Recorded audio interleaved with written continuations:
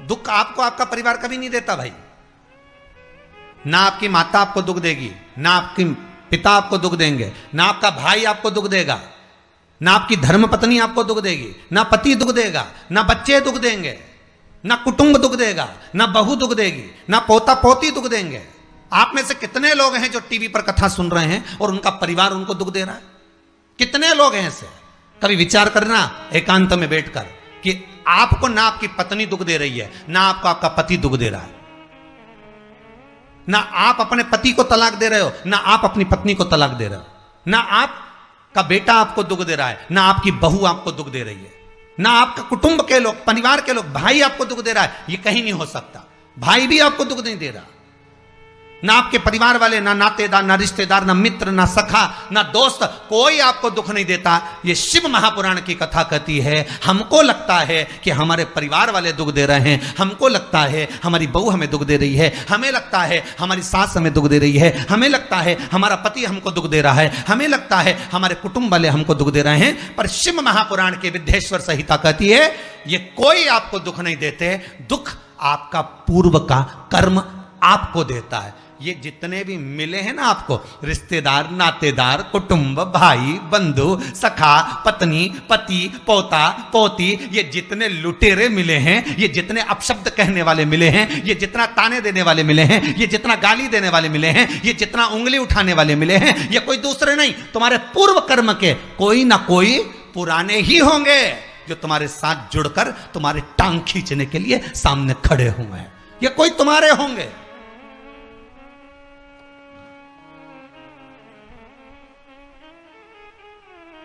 तो ये सब दिमाग से निकाल दीजिए आप आपके ये चित्तवृत्ति बुद्धि से ये बात सब निकाल दो। जितने लोग कथा सुन रहे हैं ना, अपनी बुद्धि से निकाल देना कि मेरी बहू मुझे गाली दे रही है। हाँ, तूने किसी गाय को रोटी नहीं दी और दी भी होगी, दूसरी बार गाय आ गई होगी तो डंडा मार के भगा दिया, वही बहू आई है, वाणी के डंडे कुदा रही है।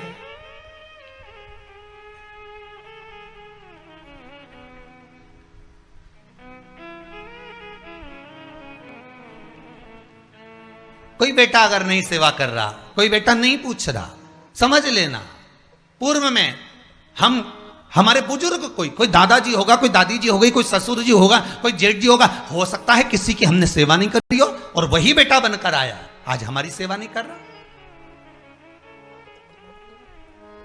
मत बुरे कर्म कर बंदे वरना पछताएगा, भगवान की आंखों से तू बच नहीं पाएगा, तू बच नहीं पाएगा। अरे ओ अज्ञानी मत करना दानी, बचना नहीं है। बहुत ये हमें लगता है गुरुजी मेरी बहू बहुत परेशान करे, गुरुजी मेरी सास बहुत परेशान करे, मेरा भाई मेरी प्रॉपर्टी खा गया, मेरा भाई ये लेकर चले गया, मेरे ससुराल वाले ऐसे, मेरे रिश्तेदार ऐसे, मेरे कुटुंबी ऐसे, मेरे कबीले वाले ऐसे, मेरे ये ऐसे। तो हमको लगता है कि ये अपने ऐसे।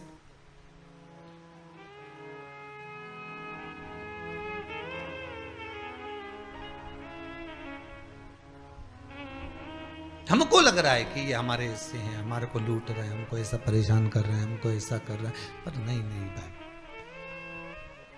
शिव महापुराण की कथा कहती है कोई हमको कष्ट नहीं देता। एक बार पहले भी कथा में कहा, आज फिर कह रहे हैं आपको महाराज, फिर कह रहे हैं, आज फिर कह रहे हैं।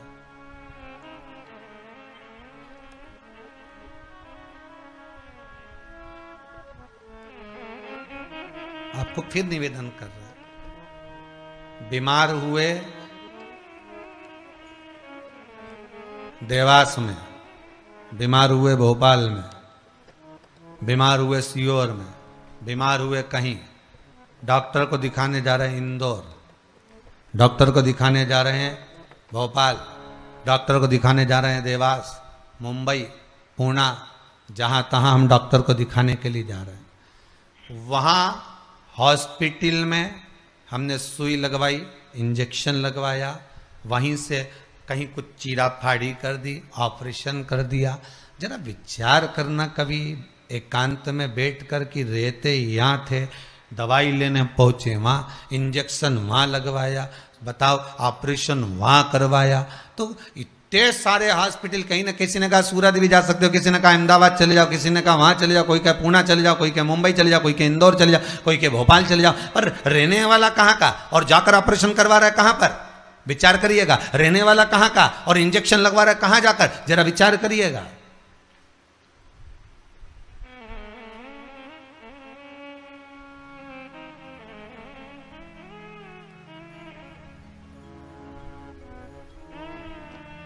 और कितने डॉक्टर, ऑपरेशन करने वाला कोई विशेष,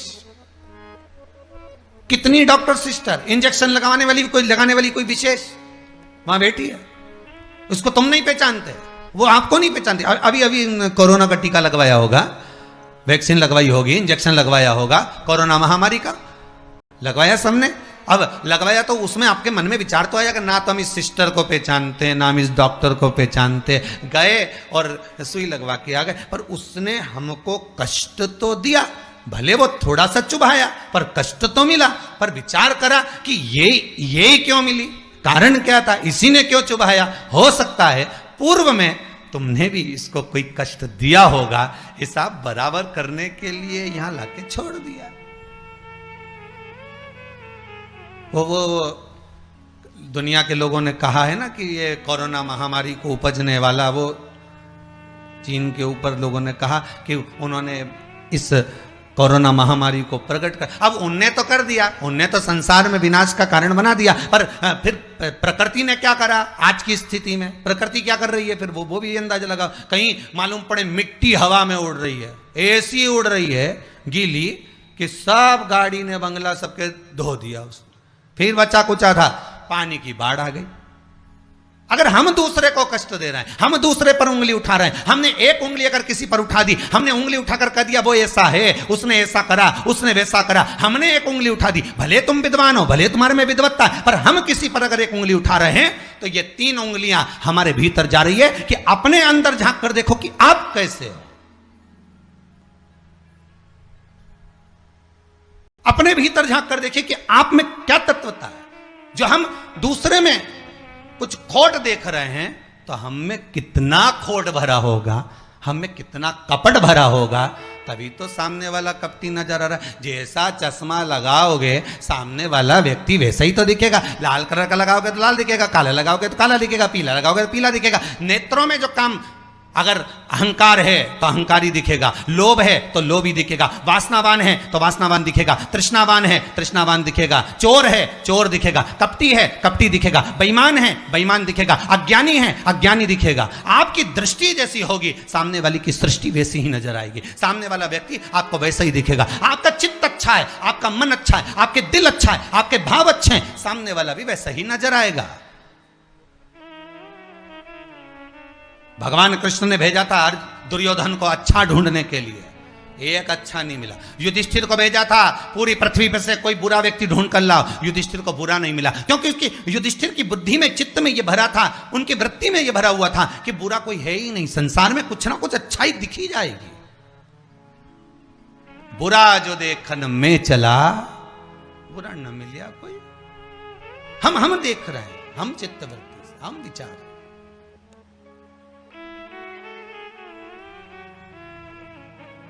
कौन ना बहू बुरी है, फिर निवेदन करूंगा, ना सास बुरी है, ना बेटा बुरा, ना बहू बुरी, ना ही ये पूरा संसार बुरा, सब अच्छे हैं।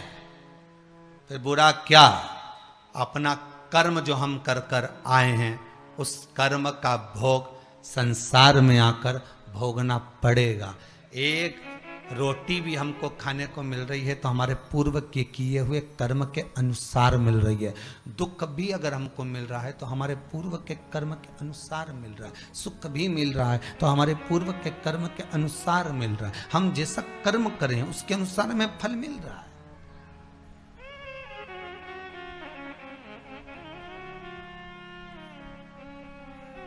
इसलिए बारंबार कहा था कि मान मेरा कहना नहीं तो पछताएगा, माटी का खिलौना माटी में मिल जाएगा, हेट बूट सूट सब यहीं रह जाएगा, और माटी का खिलौना माटी में मिल जाएगा। ये हेड रह गया, ये बूट रह गया, ये सूट रह गया, सब पड़ा की पड़ा रह गया, सब धरा की धरा रह गया। इसका मूल तत्व क्या है?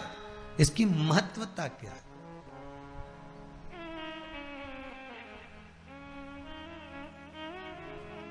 इसकी मूलता कुछ नहीं, इसकी मुख्यता कुछ नहीं, इसकी महत्वता कुछ नहीं।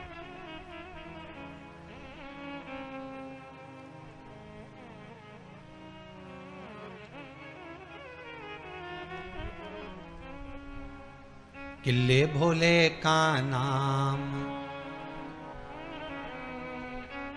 भगवान शिव का मंत्र, नाम स्मरण जप कीर्तन सुख दे।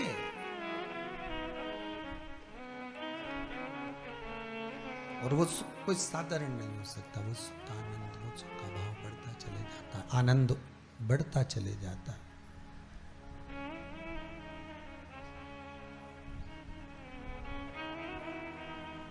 ले भोले का नाम काहे यूं भटके, मिलता है आराम काहे यूं भटके।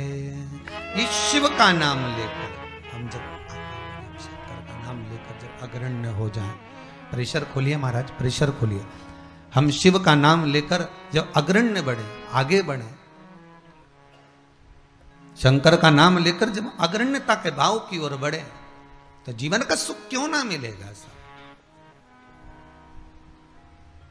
वो जीवन का आनंद क्यों ना मिलेगा महाराज? शिव पुराण कह रहे हैं, कोई बुरा नहीं संसार में। ये जितने नाते रिश्ते कुटुंब कबीले बनते चले जाते हैं, ये हमारे कर्म के अनुसार बनते चले जाते हैं।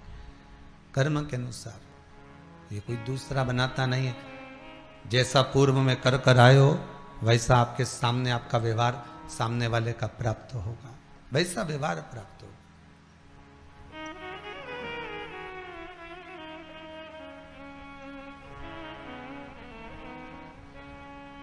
शिव पुराण कह रही है, शंकर की कथा कह रही है, शंकर का अनुमोदन कर रहा है महाराज। अच्छी संगत में बैठोगे, अच्छी संगत में अगर विराजमान होगे तो सुख अपने आप मिलेगा। माता के गर्भ से अगर आपका जन्म हुआ है तो कुछ अच्छा करने के लिए ही हुआ है। अगर आप बैठकर आस्था चैनल के सामने शिव महापुराण की कथा सुन रहे हो तो अपने आप को गौरवान्वित महसूस करना। थोड़ा न थोड़ा परमात्मा की कृपा, पूर्वजों का आशीर्वाद आपको ऊपर हुआ है, इसलिए आप शंकर की कथा को सुन रहे हो, शिव का भजन कर रहे हो। श्रावण के महीने में आज शिवरात्रि के दिन शंकर का अनुमोदन कर रहे हो।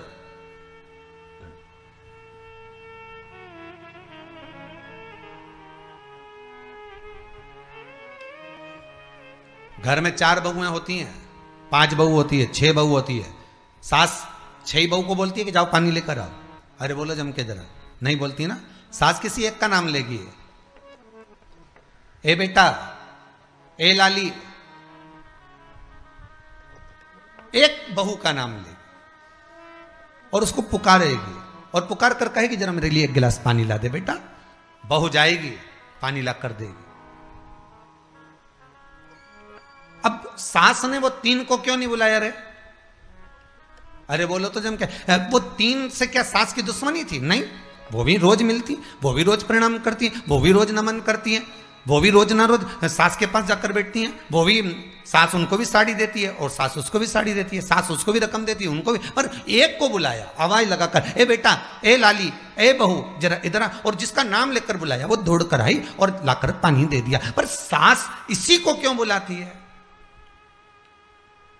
4 बहू में से इसी बस बहू को आवाज क्यों लगाती है? बस उतना तुम अंदाजा लगा कर रखो कि सास इसी को ज्यादा क्यों बुलाती है, इसी से बात क्यों ज्यादा करती है। ना तो उसने कुछ दिया, ना इसने कुछ दिया, ना कोई बात। पर कुछ बहू में, 4 बहुओं में, 4 बेटे में कोई एक ऐसा होता है जिससे सास की अच्छी पटती है। उसी तरह भोलेनाथ भी परिवार में उसको देख लेता है जिससे शिव की अच्छी पटती है, उसी को बिठाता है कथा में।